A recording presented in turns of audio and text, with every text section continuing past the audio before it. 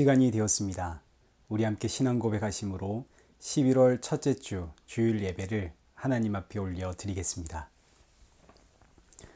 전능하사 천지를 만드신 하나님 아버지를 내가 믿사오며 그 외아들 우리 주 예수 그리스도를 믿사오니 이는 성령으로 잉태하사 동정녀 마리아에게 나시고 본디오 빌라도에게 고난을 받으사 십자가에 못 박혀 죽으시고 장사한 지 사흘 만에 죽은 자 가운데서 다시 살아나시며 하늘에 오르사 전능하신 하나님 우편에 앉아 계시다가 저리로서 산자와 죽은 자를 심판하러 오시리라.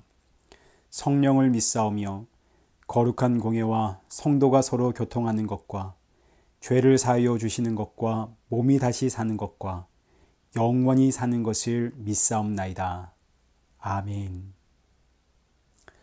교독문 제27번을 함께 교독하시겠습니다. 하나님이여 주의 인자를 따라 내게 은혜를 베푸시며 주의 많은 긍휼을 따라 내 죄악을 지워주소서. 나의 죄악을 말갛게 씻으시며 나의 죄를 깨끗이 제하소서. 물은 나는 내 죄과를 아오니 내 죄가 항상 내 앞에 있나이다. 내가 주께만 범죄하여 주의 목전에 악을 행하였사오니 주께서 말씀하실 때에 의로우시다 하고 주께서 심판하실 때에 순전하시다 하리이다.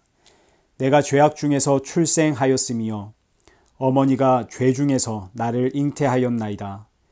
우슬초로 나를 정결하게 하소서. 내가 정하리이다. 나의 죄를 씻어주소서. 내가 눈보다 희리이다. 하나님이여 내 속에 정한 마음을 창조하시고 내 안에 정직한 영을 새롭게 하소서. 아멘. 찬송가 26장입니다. 구세주를 아는 이들 찬송하고 찬송하세. 마음과 뜻과 힘 다하여 경배드리세. 주를 알지 못한 이들 주가 친히 인도하사 그의 피로 구속하니 찬송 부르세.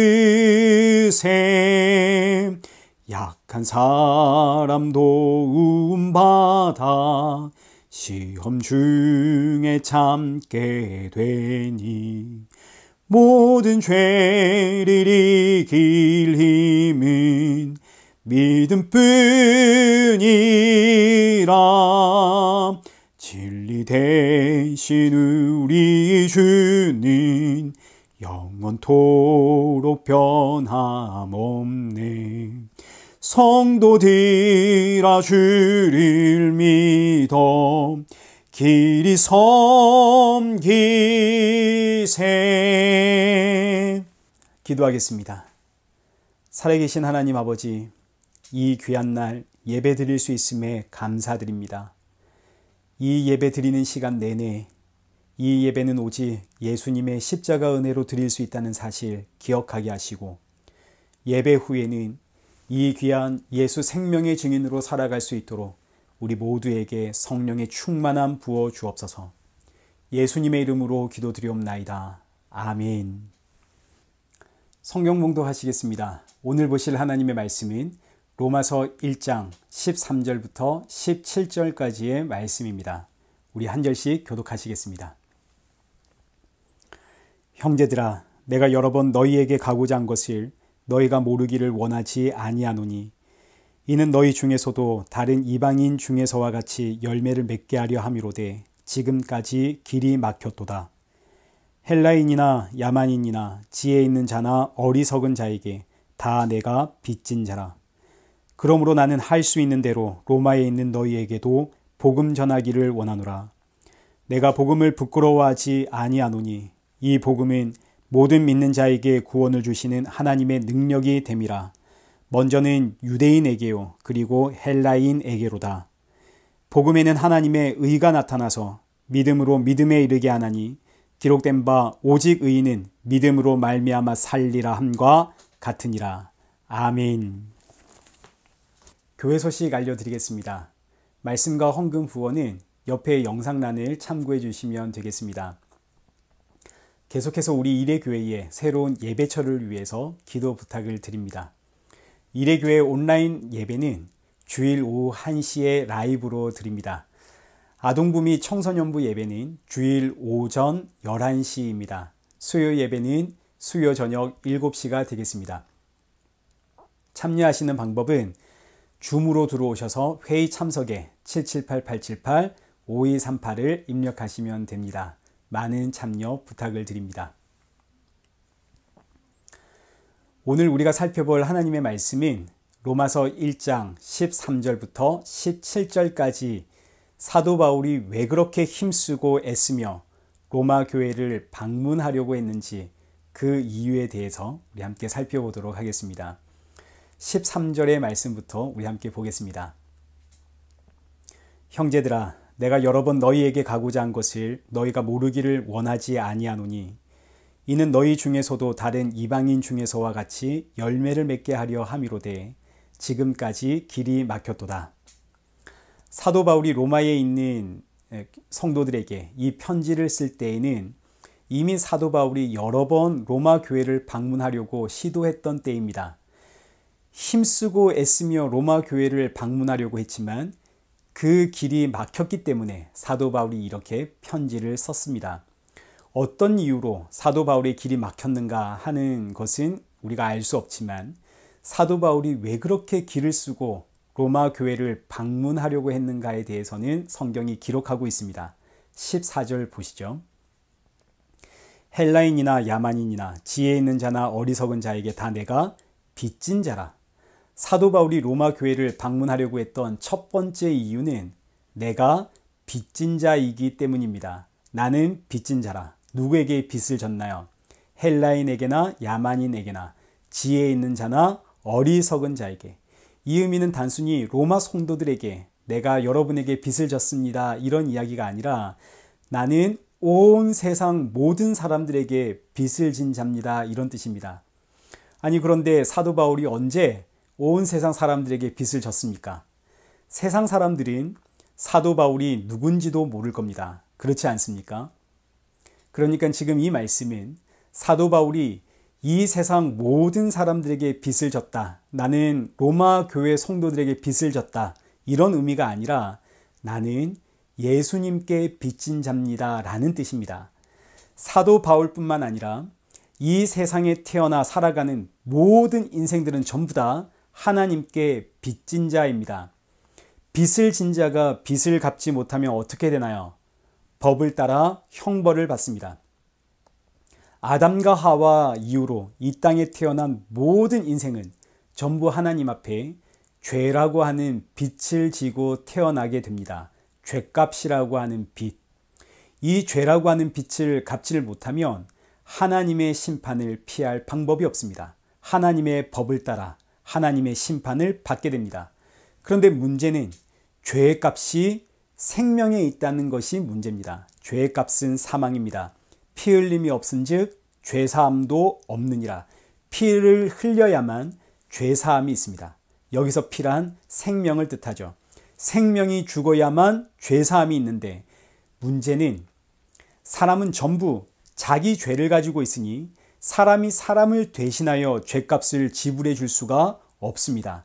사람은 전부 자기 죄값으로 죽을 뿐입니다. 자기 죄값을 가지고 하나님의 심판을 받습니다. 그래서 하나님은 이 빚, 이 죄값을 탕감할 수 있는 방법을 하나 우리에게 허락해 주셨는데 그것이 바로 율법입니다. 그래서 이스라엘 백성들은 그렇게 열심히 율법을 지켰습니다. 그러면 이 빚, 이 죄의 값을 갚을 수 있을 줄 알고. 여러분, 이스라엘 백성들이 이 율법을 어디서 받았습니까? 광야 시내산에서 받았습니다. 이스라엘 백성들 이 율법을 받았을 때에 이 율법을 지키며 살았을까요? 안 지키며 살았을까요? 이스라엘 백성들은 이 율법을 정말 힘을 다해 지키며 살았습니다. 이 율법이 나를 살릴 수 있는 유일한 방법인데, 하나님 앞에 빚을 갚을 수 있는 유일한 방법인데 어떻게 이 율법을 안 지킬 수 있겠습니까? 아니 목사님, 이스라엘 백성들은 광야에서 늘 원망하고 살지 않았습니까? 늘 불평하며 살지 않았습니까? 예, 맞습니다. 그런데 그 모습을 오늘 저와 여러분에게 대입시켜 보십시오. 여러분 주일 성수 하십니까? 안 하십니까? 여러분 헌금 하십니까? 안 하십니까? 여러분 하나님의 말씀대로 살려고 노력하십니까? 안 하십니까? 여러분 다 하고 계시죠? 하나님 말씀대로 살려고 우리는 모두 다 힘쓰고 애쓰고 노력하고 있습니다. 그런데 누가 와서 자꾸 여러분들에게 여러분은 하나님의 말씀대로 안 살고 있습니다. 이러면 기분이 좋을까요? 나쁠까요? 나쁘겠죠. 마찬가지입니다.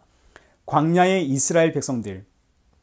우리는 지금 그들을 평가할 때 이 광야의 이스라엘 백성들은 하나님의 말씀을 안 지키며 살았어. 그들은 불순종하는 백성들이야 라고 우리는 지금 평가하지만 사실 그들은 하나님이 주신 율법을 붙잡고 이 말씀대로 살기 위해 힘쓰고 애쓰며 살았던 민족들입니다. 오늘 우리가 하나님의 말씀대로 살려고 노력하는 것처럼 그들 역시 그렇게 살았습니다. 그런데 그 광야에서 가나안 땅에 들어간 사람은 몇 명인가요? 2명뿐입니다. 여호수아와 갈렙. 나머지 수백만 명의 이스라엘 백성들은 다 광야에서 죽습니다. 여러분 이게 무슨 뜻인가요? 율법을 지키는 것으로는 구원을 받을 수가 없다는 뜻입니다. 아니 그러면 여호수아와 갈렙은 뭔가요? 예, 여호수아와 갈렙은 율법 속에 나타난 하나님의 의, 곧 하나님의 어린 양이신 예수 그리스도의 모형입니다. 하나님의 나라는 오직 예수 그리스도를 통해서만 들어갈 수 있다라는 그 메시지가 여호수아와 갈렙이지 율법을 지킴으로 하나님의 나라에 들어가는 것이 아닙니다. 율법을 지켜서 하나님 나라의 백성 되는 것 더더욱 아니죠. 율법은 갈라디아서 3장 24절에 기록되어 있는 것처럼 율법은 우리를 그리스도께로 인도하는 초등 교사입니다. 율법은 우리를 예수 그리스도께로 인도하는 것인데 이스라엘 백성들은 율법을 통해 그리스도께로 가는 것이 아니라 이 율법을 지켜냄으로써 잘했다 칭찬받는 백성이 되자 빛을 탕감하는 인생이 되자 그래서 일어난 운동이 바리새 운동이요. 이 바리새인 중에서도 바리새인이 사도 바울이었습니다. 갈라디아서 1장 14절에 기록되어 있는 것처럼 내가 내 동족 중 여러 영갑자보다 유대교를 지나치게 믿어 내 조상의 전통에 대하여 더욱 열심히 있었으나 사도 바울의 열심이 얼마나 대단했는지를 보여주는 구절입니다. 이런 사도 바울이 어느 날 예수님을 만나게 되죠. 다메섹 선상에서. 예수님을 만나고 사도 바울의 두 눈에서 비늘이 벗겨지자 사도 바울이 뭘 깨닫습니까? 로마서 3장 20절. 율법으로는 죄를 깨달을 뿐이구나. 율법은 나로 하여금 죄를 깨닫게 해서 예수 그리스도께로 나를 인도하는 선생이구나. 나의 이 죄의 빚은 오직 하나님의 어린 양 대신 예수 그리스도의 십자가 보혈로 내 죄의 빚을 탕감받는구나. 나를 대신하여 예수님 십자가에 피 흘려주셨기에 내 죄가 탕감을 받는구나. 그러니 나는 이제 누구에게 빚진 자입니까? 예수님께 빚진 자입니다. 그런데 여기서 끝이 아니죠. 믿음은 누가 넣어주십니까? 믿음도 예수님이 넣어주십니다. 십자가에서 내 죄의 빛을 탕감해 주신 예수님께서 지금 하늘 보좌 우편에 앉아 계시며 나에게 지금도 믿음을 넣어주고 계십니다. 날마다. 예수님께서 이 믿음의 은혜를 내 안에 넣어주지 않으시면, 이 믿음의 은혜를 나에게서 끊으시면 그 순간 나는 마귀의 밥입니다. 오늘 우리가 믿음을 유지하며 사는 것은 내 실력이 아닙니다. 내 힘과 내 노력 아닙니다. 하나님 보좌 우편에 앉아 계신 예수님께서 쉬지 않고 우리 안에 믿음을 넣어 주시기에 내가 지금 믿음을 유지하며 사는 겁니다. 이 믿음이 끊기면 우리는 단번에 죄의 노예가 됩니다. 그래서 시편 51편 다윗의 고백입니다. 10절과 11절 말씀을 보십시오. 하나님이여 내 속에 정한 마음 창조하시고 내 안에 정직한 영을 새롭게 하소서. 나를 주 앞에서 쫓아내지 마시며 주의 성령을 내게서 거두지 마소서. 주의 성령 거두면 나는 죄의 노예, 마귀의 밥이 될 뿐입니다. 그러니 주님, 주의 성령, 이 믿음 내게서 거두지 마시고 날마다 내 안에 정직한 영을 새롭게 하여 주옵소서. 우리의 믿음은 우리가 유지하는 것이 아닙니다. 저와 여러분이 경건하게 살려고 노력하고 그렇게 한다고 해서 이 믿음이 유지되는 거 아닙니다. 열심히 말씀을 읽고 간절히 기도하고 그래서 이 믿음 유지되는 것이 아닙니다. 이 믿음은 오늘도 예수님께서 내 안에 넣어주시기에 그래서 이 믿음이 유지되는 겁니다. 그러니 보십시오. 우리가 얼마나 예수님께 빚진 자인지 우리는 날마다 예수님께 빚진 자로 살아갑니다. 십자가에서 내 모든 죄를 탕감해 주신 것만으로도 감사한데 세상에 예수님은 오늘까지 지금 이 순간까지 그리고 앞으로도 영원히 예수님은 끊임없이 내 안에 믿음 넣어주십니다. 이것이 오늘 본문의 결론 17절에 기록된 오직 의인은 믿음으로 말미암아 살리라. 아멘. 성도는 예수님이 넣어주시는 이 믿음으로 말미암아 삽니다. 그래서 히브리서 기자가 히브리서 12장 2절 믿음의 주여 온전케 하시는 이인 예수를 바라보자. 예수를 바라보자. 예수를 묵상하자. 예수를 깊이 생각하자. 나의 구원이 어떻게 시작이 되었는지 내가 오늘을 살 수 있는 이유가 무엇인지 예수를 깊이 생각하라. 그래서 성도는 오늘도 예수, 내일도 예수, 성도에게는 예수님 뿐입니다. 이때 예수님께서 이 믿음 우리 안에 넣어주시면서 우리에게 원하는 것이 하나 있습니다. 그게 뭘까요? 사도행전 1장 8절 땅끝까지 가서 내 증인이 되어라. 이 십자가의 복음, 이 십자가의 은혜를 가서 전해라. 사도 바울이 이 말씀을 외면할 수가 없습니다. 오늘도 나는 예수님께 빚진 자로서 예수님이 공급해 주시는 이 믿음의 은혜로 사는 인생으로서 예수님 나에게 바라시는 것 오직 하나, 이 은혜에 증거해라.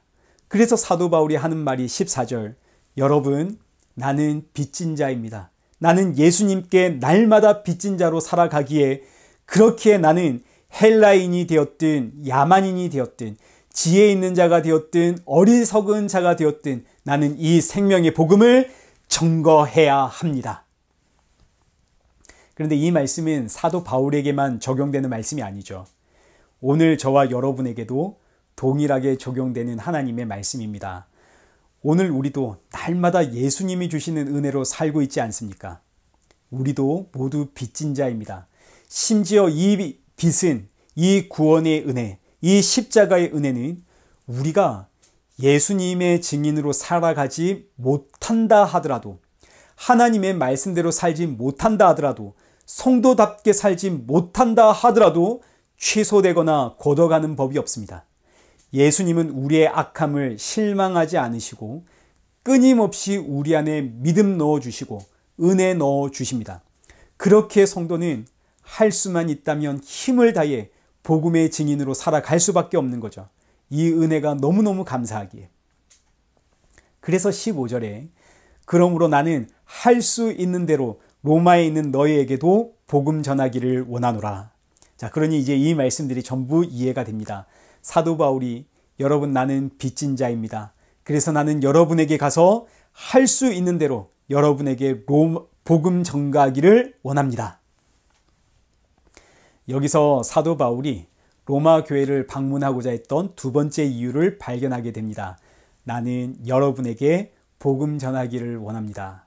근데 이 의미는 지금 로마 교회에 복음이 있다는 이야기입니까? 없다는 이야기입니까? 로마 교회에 복음이 없다는 이야기입니다. 복음이 없으니 가서 복음 전하겠다는 이야기 아닙니까? 아니 그런데 로마 교회는 그 시작부터 복음 위에 세워진 교회 아닙니까? 복음 위에 세워진 교회에 복음이 없다니 세상에 이게 무슨 말입니까? 이 의미는 지난주에 살펴보았듯이 첫사랑에 대한 이야기입니다. 첫사랑을 잃어버린 교회. 첫사랑이란 처음 신앙을 시작할 때 그때 그 뜨거움, 그 간절함, 말씀을 향한 그 갈급함 이런 거 이야기하는 게 아닙니다. 이런 것들은 그 순간의 감정들이고 첫사랑이란 참 사랑이신 예수 그리스도를 뜻합니다. 예수 그리스도를 잃어버린 교회, 첫사랑을 잃어버린 교회, 이런 교회는 반드시 자기의 의, 율법주의로 나가게끔 되어져 있습니다. 구원받았으니 우리 이제 하나님의 기쁨이 되는 성도가 되자. 우리 하나님의 말씀대로 살아서 하나님 앞에 칭찬받는 성도가 되자. 여러분, 이런 말들이 정말 신앙인의 말처럼 들리지만 이 말들은 결국 내 행위로 하나님께 나아가겠다는 뜻입니다. 복음으로 시작해놓고 다시 율법으로 돌아가는 거죠. 이건 너무나 자연스러운 인간의 죄성입니다. 아무리 복음으로 시작을 해도 금세 율법으로 돌아가는 죄인의 본성. 사람의 본성은 복음보다 율법을 더 좋아라 합니다. 율법은 사람의 가치에, 사람의 행위에 그 가치를 둡니다. 너 성경 읽었니? 너 기도했니? 아이고, 너는 전도했구나. 아이고, 세상에, 너는 없는 중에 이렇게 힘을 다해 헌금을 했구나. 하나님이 정말 좋아하시겠다. 하나님이 정말 기뻐하시겠다. 하나님께 정말 사랑받겠다. 자, 보십시오. 율법은 사람의 행위의 가치를 두고 있기 때문에 내가 하는 행동으로 교회 안에서 존경도 받고 칭찬도 받고 사랑도 받고 인정도 받게 됩니다. 수십 년 주일 성수해왔다는 그 사실 하나만으로도 교회 안에서는 어른 대접을 받을 수가 있죠. 그런데 복음은 이런 사람들의 행위를 일체 부정하면서 시작을 합니다. 부정하면서 하는 말이, 여러분, 우리는 모두 죄인입니다. 아, 당신은 평생 주일 성수를 쉰 적이 없군요. 그러나 당신은 죄인입니다. 당신은 세상에 그렇게 힘든 와중에도 분에 넘치게 헌금 생활을 해왔군요. 그렇게 힘든 와중에도 당신은 끝까지 교회를 지켰군요. 너무너무 훌륭하십니다. 잘하셨습니다. 그런데 당신은 죄인입니다. 이 복음이 처음엔 신선하게 들릴지 몰라도 시간이 지나면 지날수록 점점 기분 나빠집니다. 예배 드릴 때마다 듣는 소리가 당신은 죄인입니다. 당신은 죄인입니다. 얼마나 기분 나쁜지. 그래서 유대인들이 예수님을 십자가에 달아 죽인 거 아닙니까? 율법을 흠이 없도록 정말 기가 막히게 율법을, 하나님의 말씀을 지키며 살아가고 있는데 칭찬은커녕 당신은 죄인입니다 라고 하니까 유대인들이 예수님의 그 죄인이라는 소리 견딜 수가 없어 십자가에 달아 죽입니다. 교회도 마찬가지입니다. 첫사랑이신 예수님을 잃어버리면 죄인이라는 소리가 그렇게 듣기 싫습니다. 그래서 본문 16절을 보십시오. 사도 바울이 나는 복음을 부끄러워하지 아니하노니, 이 말이 무슨 이야기인가요? 로마 교회는 복음을 부끄러워했다는 뜻입니다. 복음이 부끄럽습니다. 복음 이야기를 하면 마치 시대에 뒤처지는 것 같습니다. 너는 아직도 복음 이야기하고 있니? 복음을 알았다면 이제는 하나님의 백성답게 살 생각을 해야지. 어떻게 아직도 복음 이야기를 하니? 어떻게 아직도 십자가 이야기, 예수님 이야기 그거 하고 있니? 이제는 성장해야지, 성숙해야지. 이제는 하나님의 백성답게 살려고 해야지. 복음을 부끄러워하는 교회. 지난주에도 말씀드렸다시피 교회의 수치, 교회의 창피는 복음이 아니라 복음을 이야기하지 않는 것, 복음을 저 기초, 베이스에 두고 복음을 발로 밟고 서는 것, 이것이야말로 교회의 수치입니다.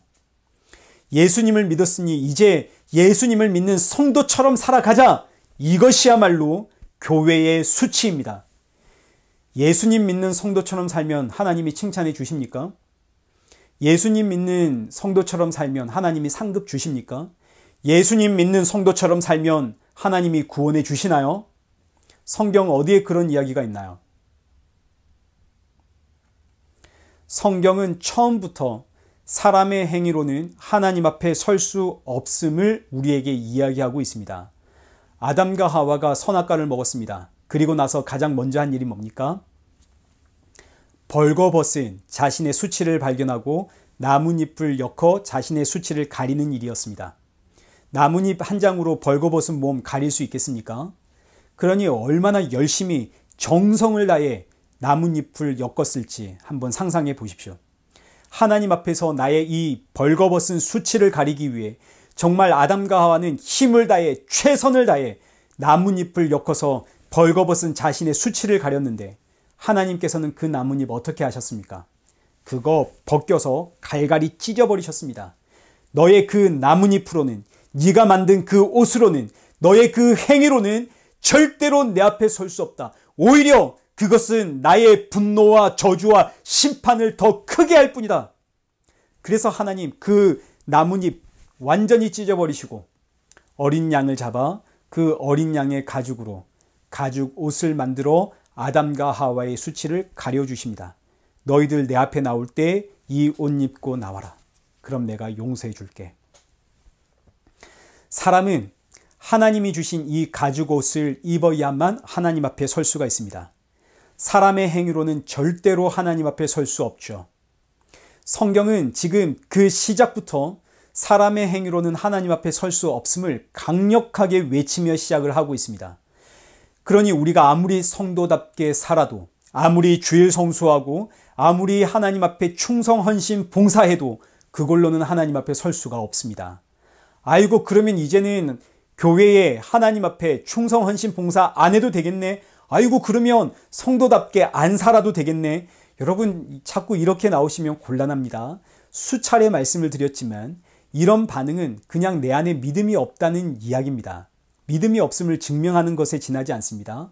믿음이 임하면 성도답게 살고 싶고 하나님과 교회 앞에 충성, 헌신, 봉사하고 싶은 것이 너무나 자연스러운 반응입니다. 이런 반응이 없으면 믿음이 없다는 이야기입니다. 그러나 이런 반응은 믿음이 임한 성도들의 마땅한 삶인 것이지, 내가 이런 삶을 살았다고 해서 하나님께 잘했다 칭찬을 받는다거나 하나님 앞에 이것이 나의 어떤 의로움이 되는 것은 아닙니다. 믿음은 바로 이걸 알게 합니다.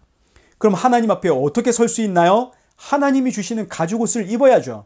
이 가죽옷이 바로 십자가에서 흘리신 예수 그리스도의 보혈이요, 교회는 바로 이 예수 그리스도의 십자가 보혈 위에 세워진 공동체입니다. 그런데 교회가 이 귀한 생명의 보험, 예수 그리스도의 십자가 피를 부끄러워하고 예수님과 십자가 이야기는 이제 그만 좀 하자. 이제 다 알았다. 다 알았으니까 이제 하나님의 백성답게 사는 그 이야기 좀 하자. 이러면 되겠습니까? 그래서 사도 바울이 16절에서 내가 복음을 부끄러워하지 아니하노니 이 복음은 모든 믿는 자에게 구원을 주시는 하나님의 능력이 됨이라. 아멘. 복음이신 예수님만이 구원을 주시는 하나님의 능력입니다.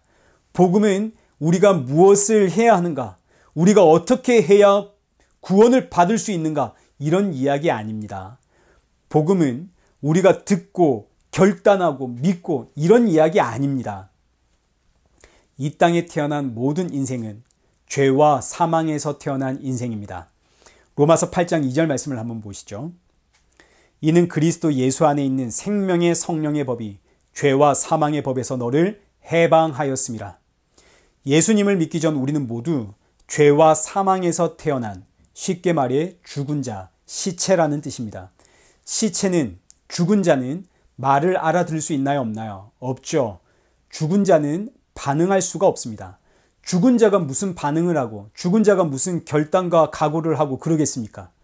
그래서 복음은 죽은 자를 살리는 하나님의 능력이라. 이 말씀은 복음이 죽은 자를 살렸다는 뜻입니다. 복음이 죽은 자의 눈을 열게 만들고, 복음이 죽은 자의 귀를 열게 만들고, 복음이 죽은 자로 하여금 숨쉬게 만들고, 복음이 그 죽은 자 안에 생명을 넣는 것이지, 그래서 복음이 전부 다 있지 내가 한 것이 아닙니다. 죽은 내 안에 복음이 쳐들어와서 나를 살려낸 것이지, 내가 믿겠습니다, 내가 오늘부터 예수님 믿겠습니다, 나의 이런 각오와 결단이 아닙니다. 그래서 복음은 구원을 주시는 하나님의 능력이 됨이라. 그리고 이제 오늘 본문의 결론 17절. 복음에는 하나님의 의가 나타나서 믿음으로 믿음에 이르게 하나니 기록된 바 오직 의인은 믿음으로 말미암아 살리라. 아멘. 복음에는 하나님의 의가 있습니다. 복음에 나타난 하나님의 의. 이게 왜 중요한가요? 사람이 하나님 앞에 서려면 의로움을 갖춰야 합니다. 이 의로움을 갖추기 위해 이스라엘 백성들은 그렇게 율법을 지켰습니다. 이 율법의 의로 흠이 없던 사람, 바리새인 중에 바리새인, 그가 바로 사도 바울입니다. 얼마나 의로운 사람인지. 그런데 그 다메섹에서 부활하신 예수님을 만나자 사도 바울은 죽은 자처럼 되었습니다. 무슨 이야기인가요? 율법의 의로는 하나님 앞에 설 수 없다. 아담과 하와의 이야기, 그 가죽옷의 이야기입니다.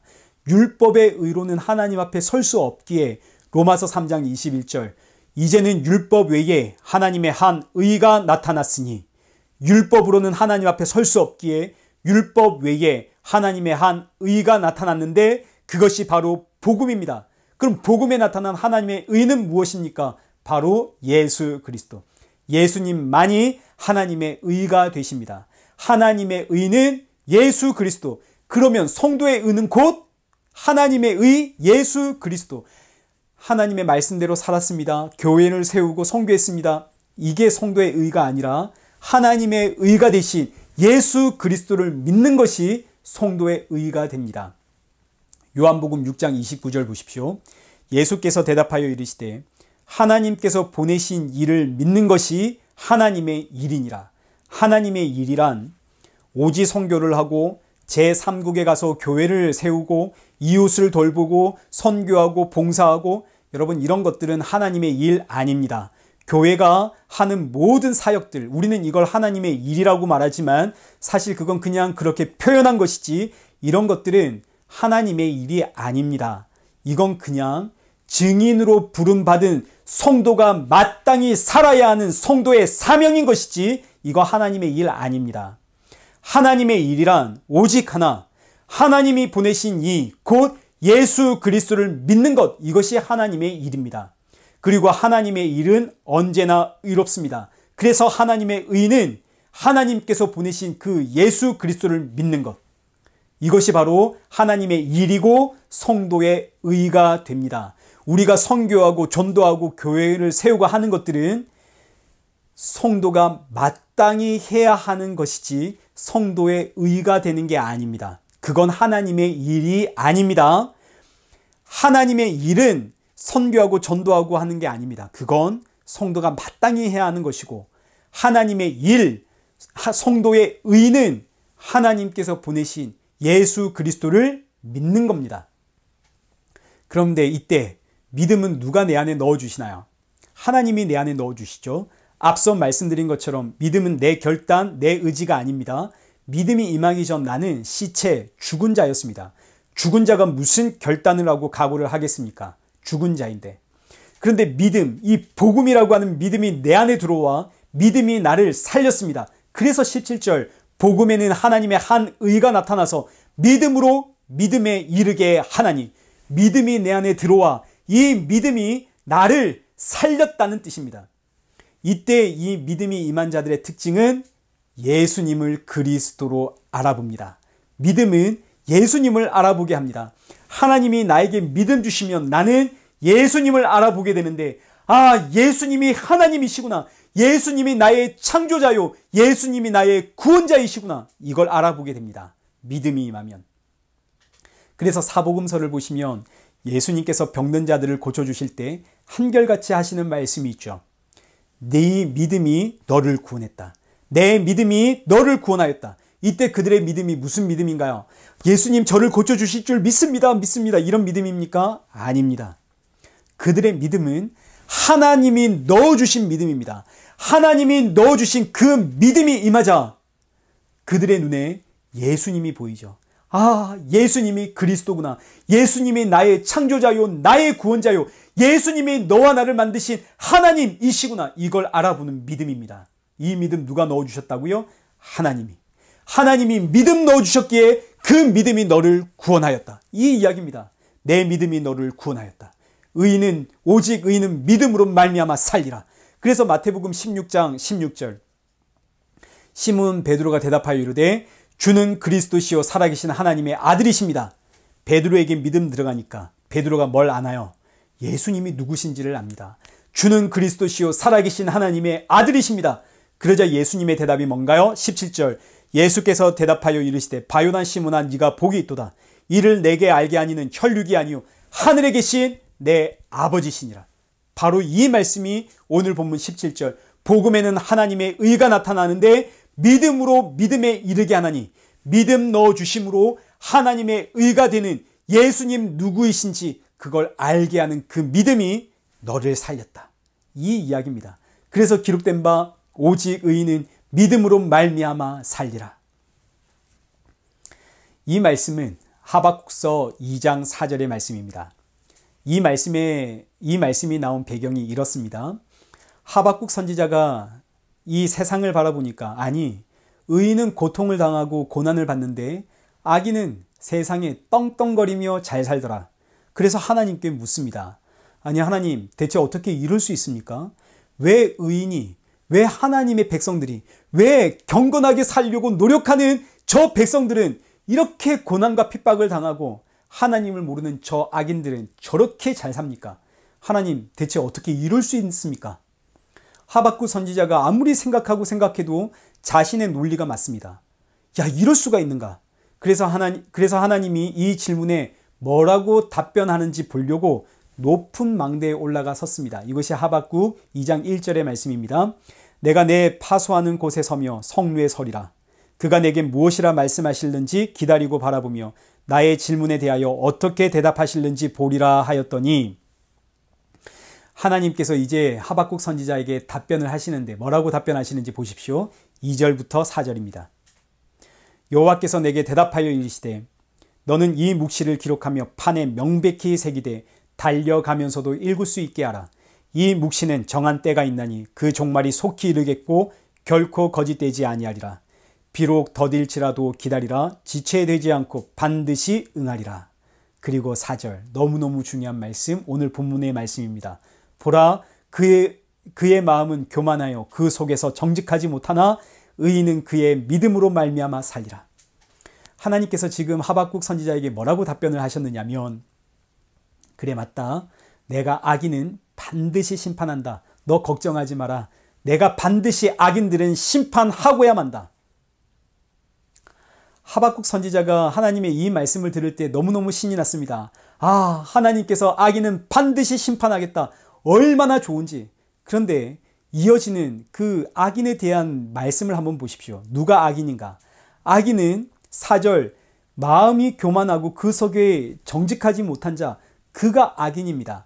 마음이 교만하고 정직하지 못한 자. 아니 그런데 하박국 선지자가 가만 보니까 이게 누구의 이야기인가요?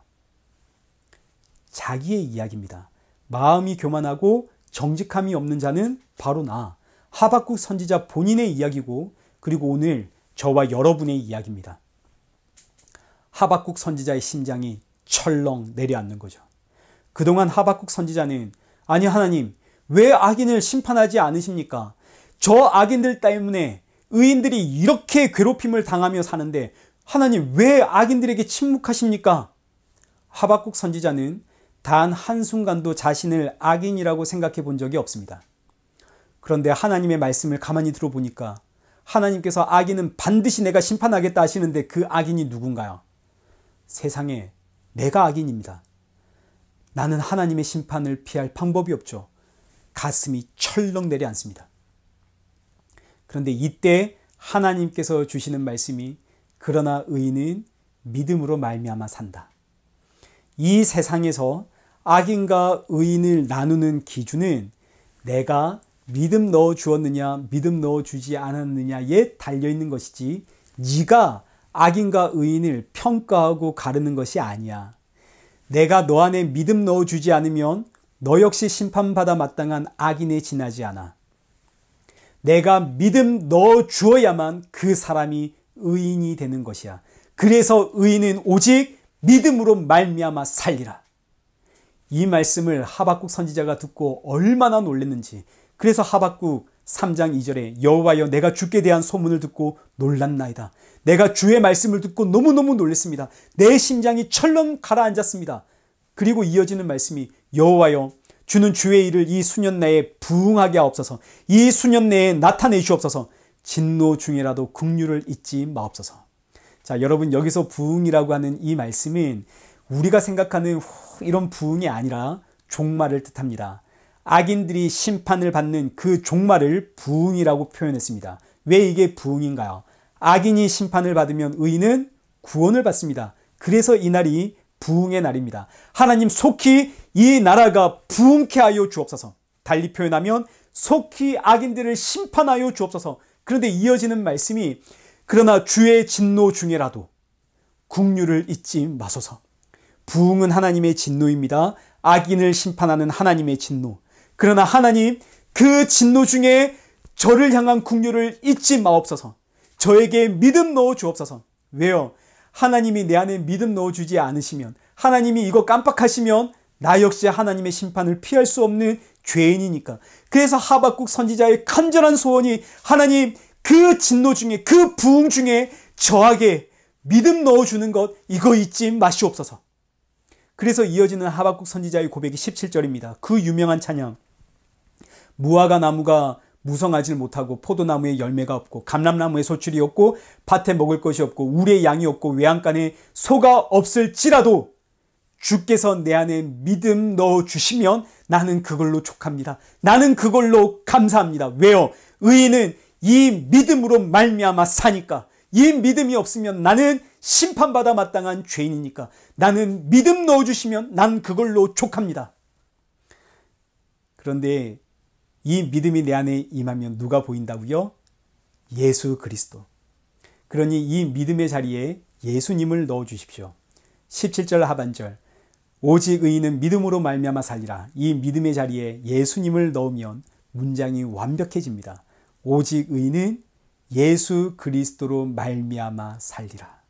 이것이 오늘 본문의 결론입니다. 오직 의인은 예수 그리스도로 말미암아 살리라. 하나님의 부흥, 그 마지막 종말의 때에 하나님께서 모든 악인을 심판하시는 그날에 의인은 누구로 말미암아 살리라? 예수 그리스도로 말미암아 살리라. 성도는 예수님으로 말미암아 사는 겁니다. 예수님 없으면 나는 아무것도 아닙니다. 나는 예수님으로 말미암아 삽니다. 예수님이 내 안에 계시기에 나는 의인이라 칭함을 받는 겁니다. 예수님 없으면 나는 심판을 받습니다. 이 귀하고 너무너무 복된 이 생명의 믿음이 오늘 저와 여러분과 여러분의 가정에 충만히 임하길 축원합니다. 기도하겠습니다. 살아계신 하나님 아버지, 영죽을 우리에게 믿음 넣어주셔서 이 믿음으로 살게 하시니 감사합니다. 내 안에 들어오신 이 믿음의 실체이신 예수님을 부끄러워하지 않고 예수 생명을 소리 높여 찬양하며 증거하며 살아가는 성도 되도록 날마다 우리 모두에게 믿음의 충만함 부어 주옵소서. 예수님의 이름으로 기도드리옵나이다. 아멘. 찬송가 542장 찬양하신 이후에 축도로 예배를 마치겠습니다. 구주 예수 의지함이 심히 기쁜 일일세 영생 허락 받았으니 의심하 주 없도다. 예수 믿는 것은 받은 증거 많도다. 예수 귀한 예수 믿음 더욱 주소서. 구주 예수 의지함이 심히 기쁜 일일세 주를 믿는 나의 마음 그의 피에 적시네. 예수 믿는 것은 받은 증거 많도다. 예수 귀한 예수 믿음 더욱 주소서. 구주 예수 의지하여 죄악 벗어버리네. 안위 받고 영생함을 주께 모두 얻었네. 예수 믿는 것은 받은 증거 많도다. 예수 예수 귀한 예수 믿음 더욱 주소서.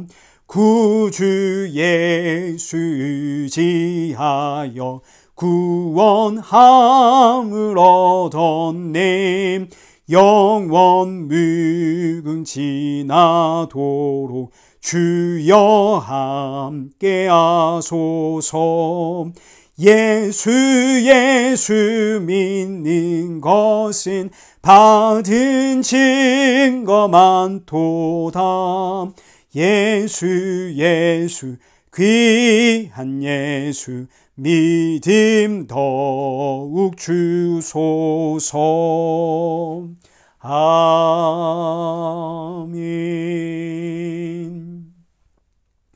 이제는 우리 주 예수 그리스도의 십자가 은혜와 성부 하나님의 크신 사랑과 성령 하나님의 위로교통 충만하심이 우리 주 예수 그리스도 다시 오시는 그날까지 믿음 충만하여 주신 사명 감당하길 소원하는 우리 일회교회와 성도들과 온 세계 교회 머리머리 위에 이제로부터 영원토록 함께 있을지어다. 아멘.